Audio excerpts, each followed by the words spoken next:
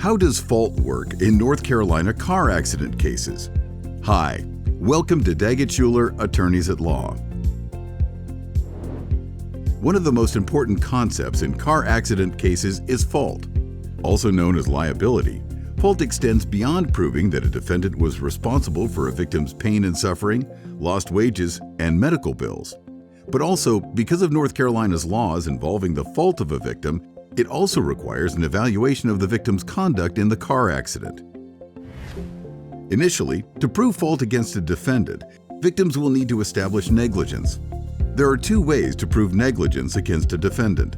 The first is through the common law, or judge-made law, which requires showing that the defendant owed a duty of care, breached that duty, and was the proximate cause of the victim's damages. The second way is through the doctrine of negligence per se, which automatically establishes fault against a defendant who has violated a traffic law and caused damages to a victim that the law was meant to protect. Once fault is established against the defendant, the focus then shifts to the victim's role in the car accident.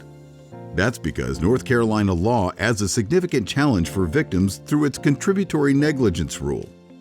Unlike most states, North Carolina follows one of the strictest fault systems in the country. Under contributory negligence, victims who are found even 1% at fault for the accident may be completely barred from recovering any compensation, even if the defendant was 99% responsible. Insurance companies are well aware of this harsh rule and will scrutinize a victim's actions, looking for any opportunity to assign partial blame to them and deny claims.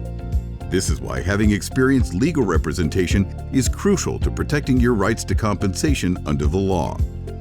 To learn more about how our experienced personal injury attorneys at Daggett Shuler can help you, contact us today by dialing 336-724-1234 for a free consultation, or reach out to us through our website at daggettshulerlaw.com.